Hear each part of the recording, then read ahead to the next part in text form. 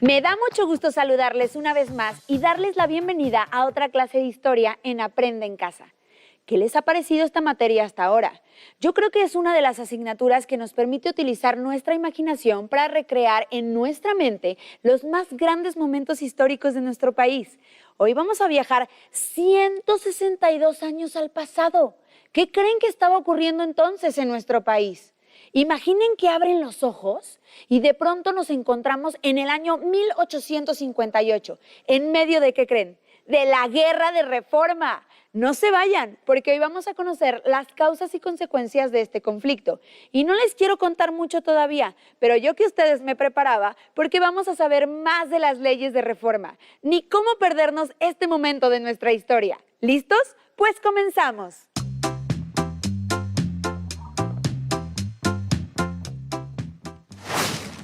La trama del tiempo. La búsqueda de un Estado mexicano. ¿Qué es México? Por casi 30 años, la nación independiente giró alrededor de esa pregunta. Gobiernos y constituciones intentaron responder. Varios intentos de Estado fueron rebasados por la realidad. Leyes prestadas de otros países. Ambiciones y discordias de congresos y mandatarios.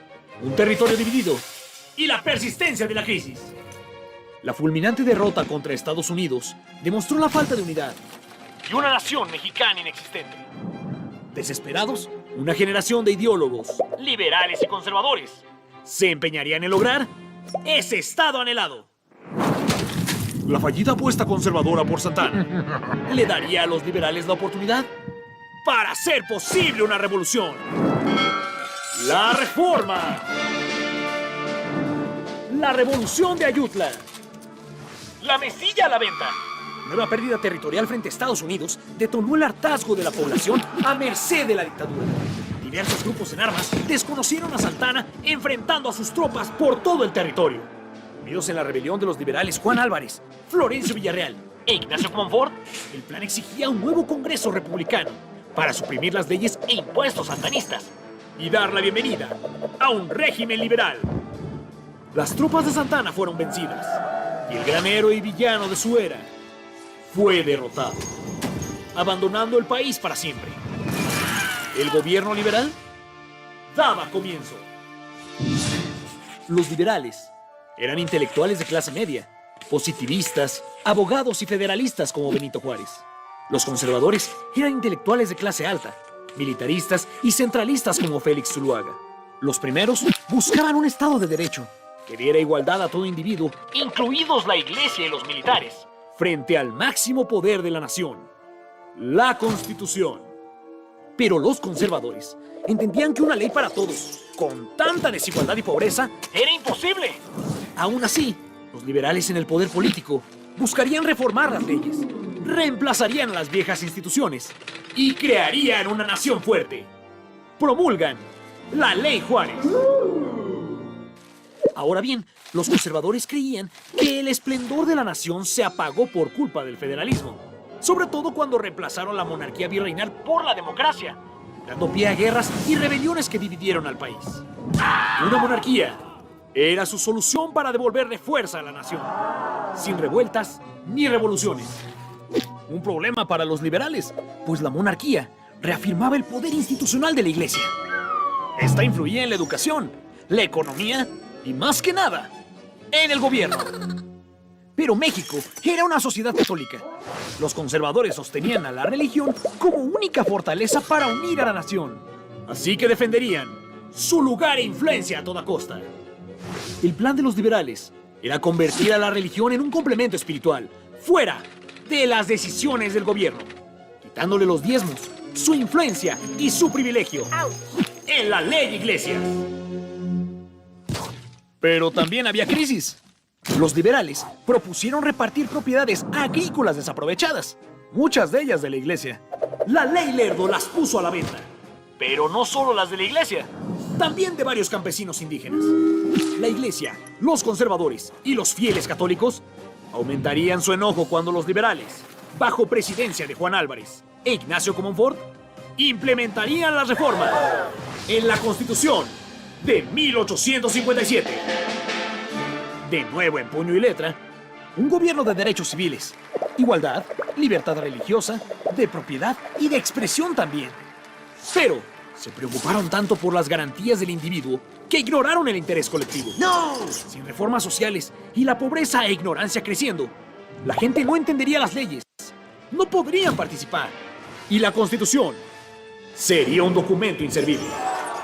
Los liberales entendieron que la nueva legislación traía más problemas que soluciones y las reformas serían más un símbolo de Estado de Derecho que una realidad. Sin embargo, era solo el comienzo. El ahora presidente Comonfort jura la Constitución, pero el militar y político Félix Zuluaga, líder de un movimiento conservador, unió la ira de la iglesia y de los campesinos afectados para desconocer la legislación. En el plan de Tacubaya, se invitaba a Comonfort a la causa respetando su presidencia. Consciente de la imposibilidad para gobernar con la Constitución y la tensión de un conflicto armado, Comonfort accede inseguro al golpe de Estado contra su propio gobierno. Su dudosa lealtad e indecisión lo llevaron a ser desconocido por los conservadores. Entonces Zuluaga se convierte en el presidente y es apoyado por ministros extranjeros, el ejército y la iglesia. Pero la nueva Constitución decía que a la ausencia de un mandatario, el presidente de la Suprema Corte de Justicia heredaría el cargo. Benito Juárez García. Al mando de dos presidentes, la disputa de la República se decidiría por las armas, en una guerra de reforma. Durante 3 años, ambos bandos se sumieron en sangrientas batallas, ignorando todo aquello que defendían. Las garantías individuales. ¡No! Para erradicar la reforma, los conservadores en la capital crearon las 5 leyes. Contaron con las fuerzas del ejército y 11 estados de la República. Juárez, con su gobierno en Veracruz, fue apoyado por antiguos militares y 9 estados de la República. En el transcurso del conflicto, la ventaja de los conservadores se debilitó por sus pronunciamientos contra la guerra. Buscaban a un nuevo presidente, uno que pudiera unir a ambos partidos. Más repercusión que relevar a Zuluaga por el general Miguel Miramón, que continuó con la lucha. Juárez, al ver que la Constitución no podría aplicarse totalmente, entendió que el poder legislativo debía ser superado por el poder ejecutivo para implementar con eficiencia el Estado de Derecho que anhelaba. Pero los recursos se acabaron. Los fondos de la capital y de Veracruz ya no tenían manera de continuar con la guerra y recurrieron desesperados por alianzas en todas partes. Tratado McLean-Ocampo. Juárez ofrecía a Estados Unidos un libre tránsito comercial, militar y civil por el territorio, además de anexar Baja California. A cambio, Juárez sería reconocido como presidente de México y le brindarían recursos para ganar la guerra. Tratado Monalmonte.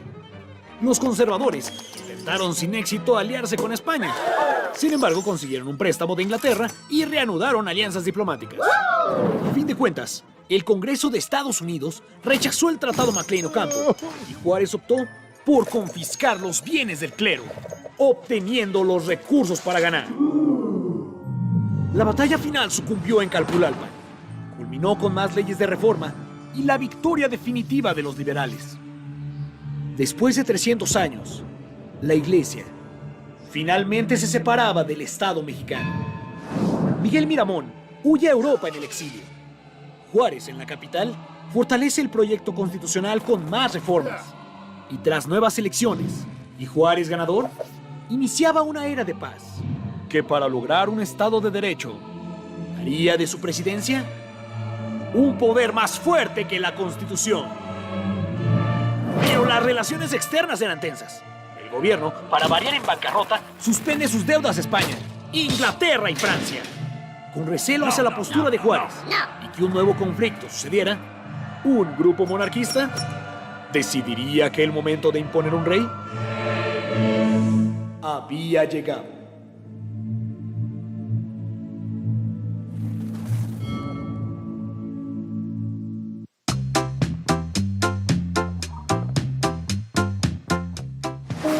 La trama del tiempo.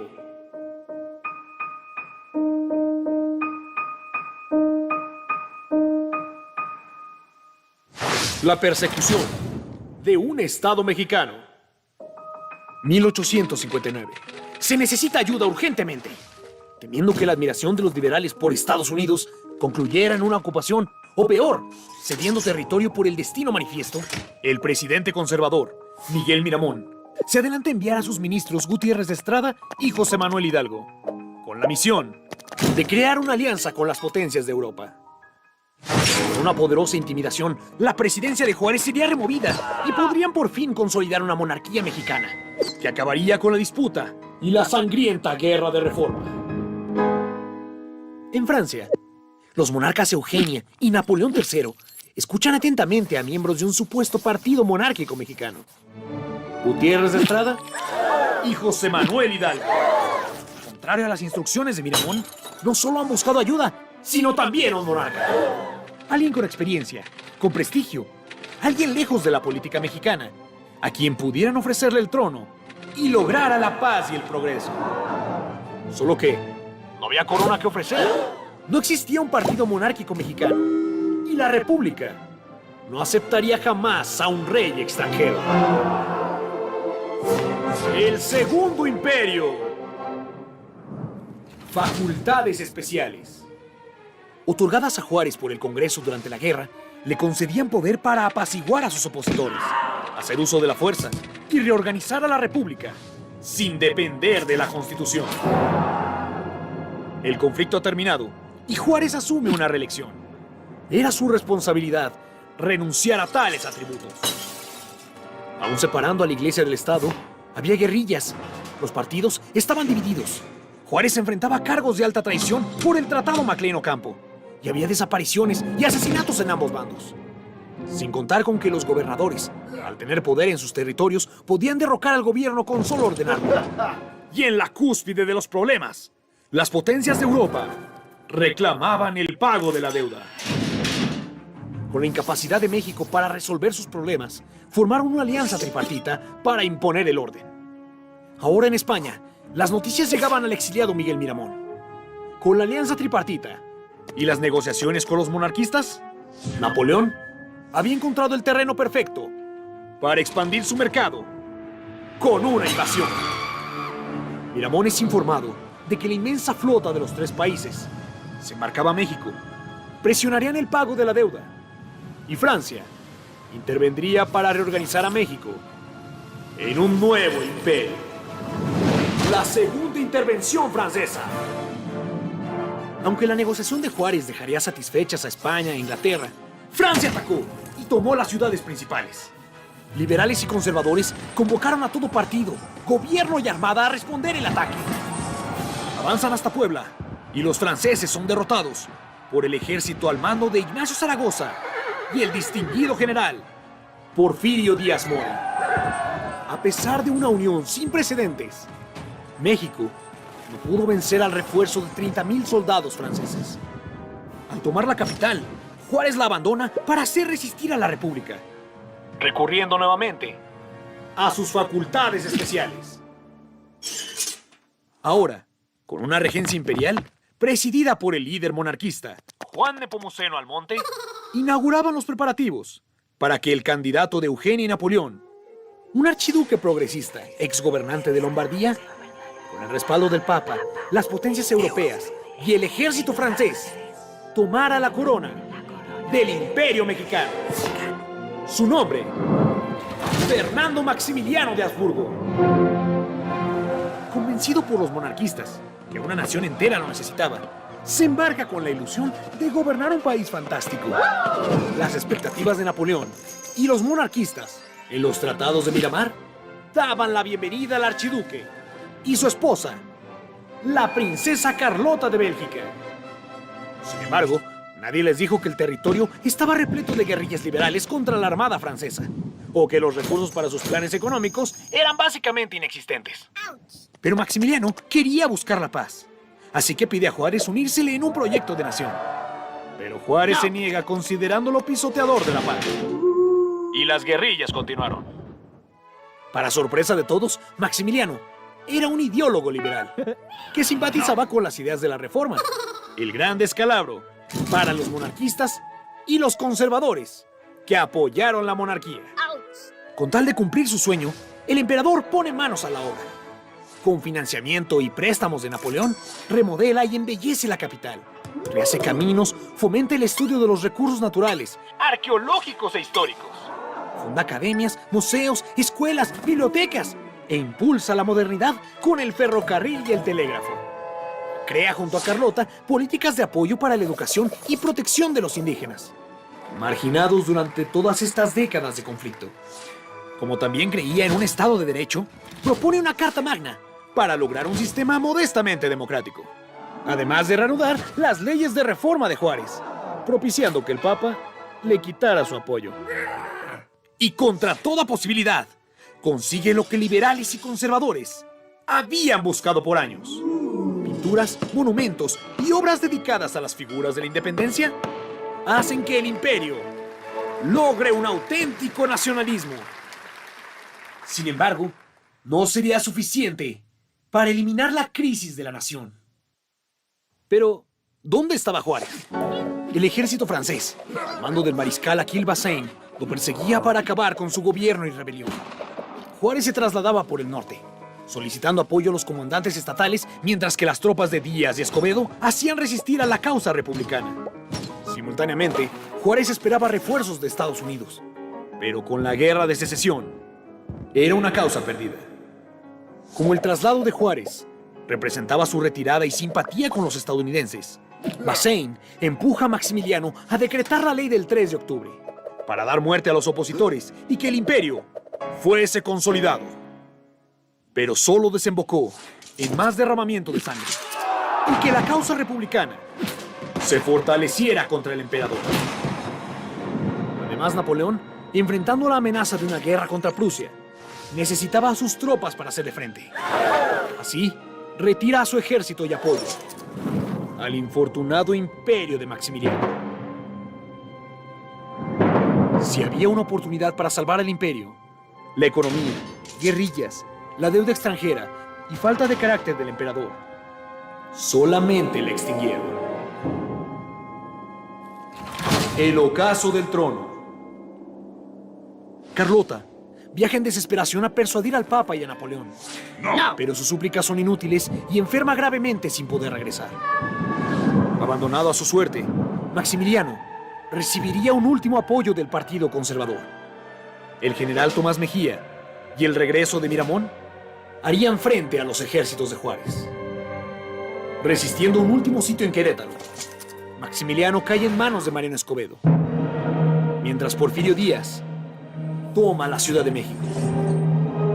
Por desgracia, dada la forma en que fue impuesto, el emperador, aún habiendo consolidado las reformas, es condenado traidor por la Constitución. Sin importar el apoyo y súplicas de indígenas y gobiernos internacionales, Maximiliano de Habsburgo es aprehendido, juzgado y fusilado, al lado de Tomás Mejía y Miguel Miramón. Con la fragmentación del imperio, llega el fin de la violencia armada y el poder recae en manos de los liberales. Instaurado el Estado de Derecho en la República, Juárez regresa a la capital como presidente. Y para garantizar la paz y el fin de la crisis, la reorganización de la República necesitaba la supervisión de un poder fuerte y un partido republicano unido. Con el ideal democrático aún lejos de conseguirse, Juárez modificaría el sistema de reelección para mantener el control del Estado, hasta que la República fuese totalmente restaurada. ¡No!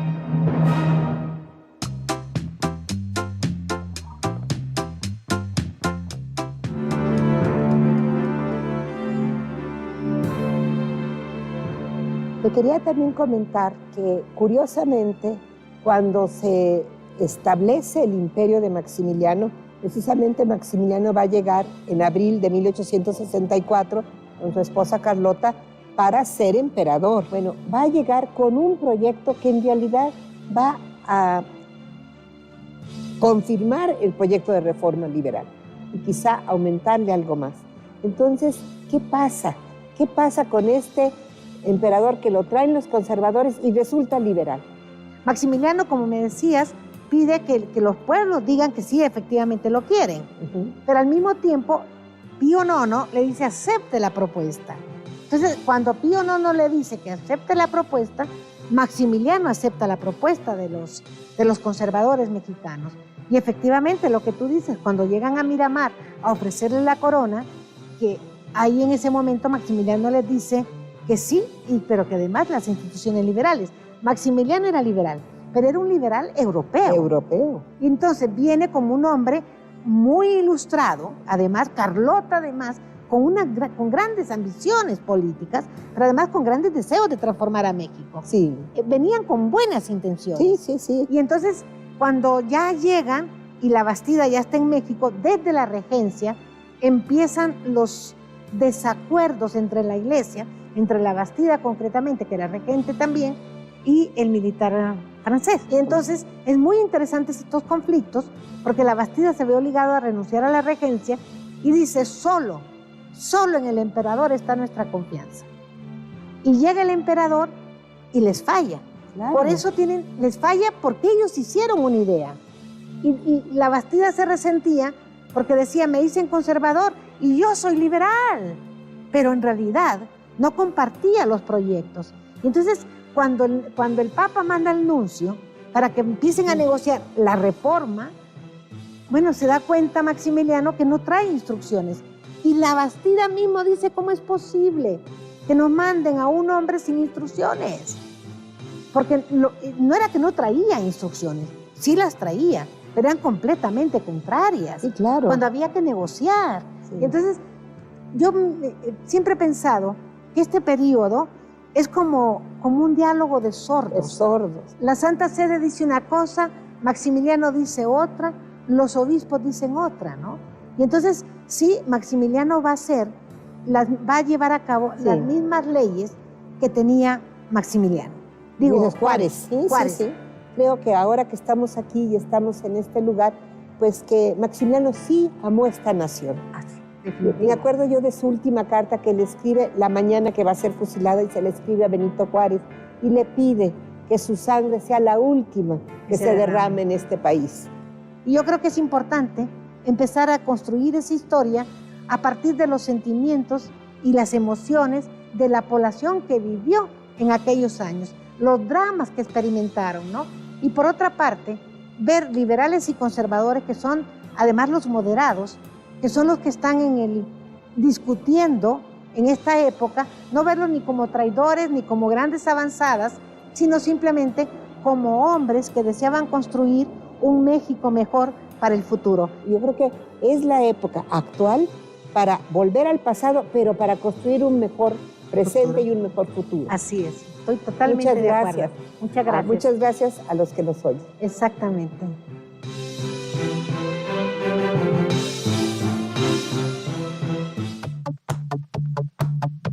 Espero que les haya gustado conocer más del periodo al que conocemos como Guerra de Reforma. Los invito a analizar cuáles fueron las causas del conflicto y qué pensaba cada bando, el de los liberales y el de los conservadores. ¿Por qué luchaba cada uno de ellos? Qué importante es conocer estos momentos de la historia de México, ¿no les parece? Pues todavía nos queda mucho más por descubrir, así que por el momento nos despedimos. Pero recuerden que Aprende en Casa sigue y yo los veo pronto de nuevo por aquí. Hasta la próxima. Si no tienes el libro de texto o necesitas ayuda para resolver las preguntas, contáctanos.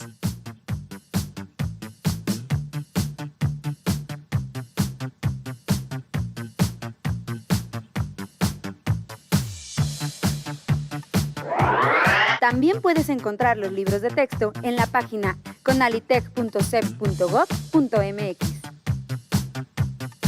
Si quieres volver a ver los programas de Aprende en Casa, los puedes encontrar en la siguiente liga: aprendeencasa.cep.gov.mx.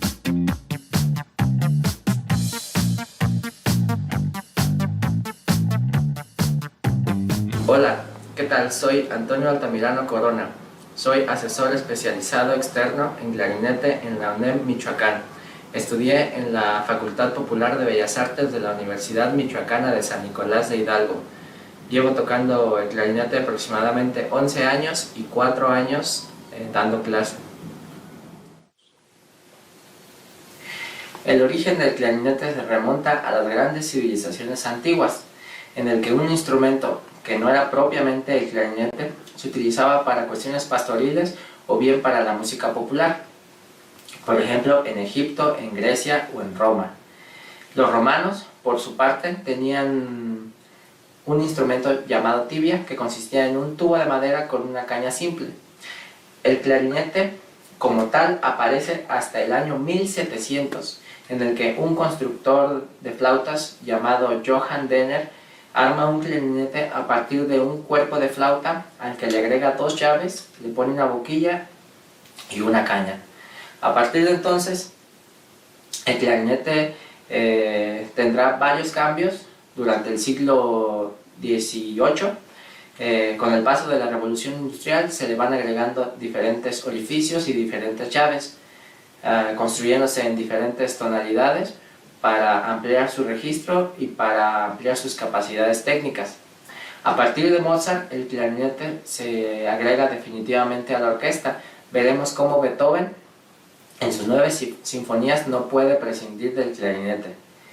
Durante el siglo XIX y XX se compone gran cantidad de piezas para este instrumento, que van desde conciertos, sonatas, música de cámara o piezas para clarinete solo.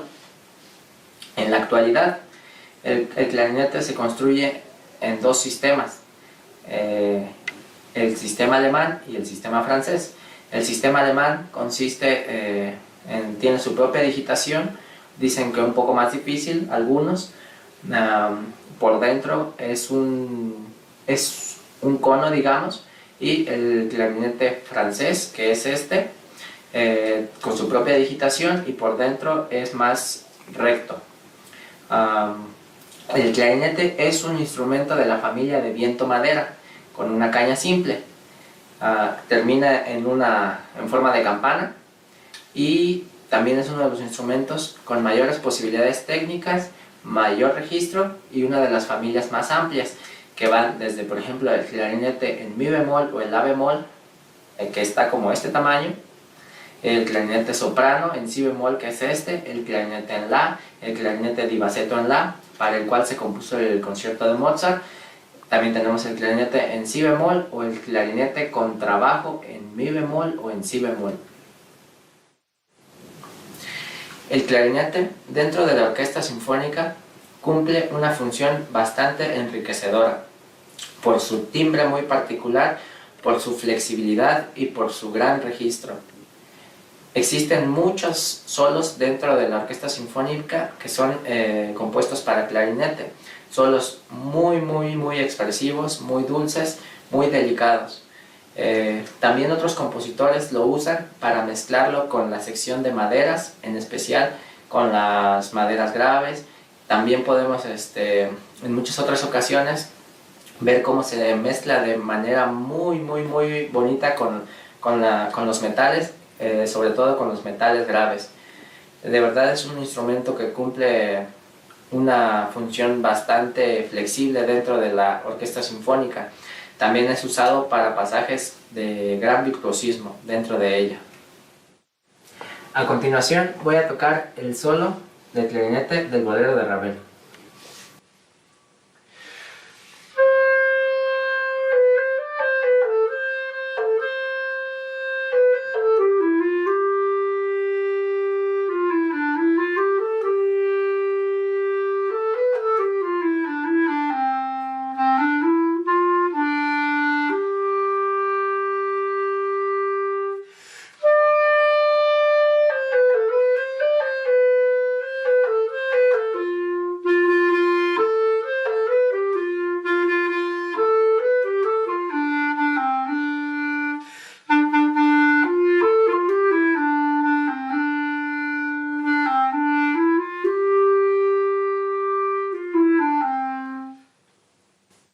Si te ha gustado lo aprendido hoy, te invito a formar parte de la UNEM Michoacán, donde conocerás el maravilloso mundo de la música y aprenderás a tocar un instrumento musical sinfónico, por ejemplo, el clarinete si así lo deseas.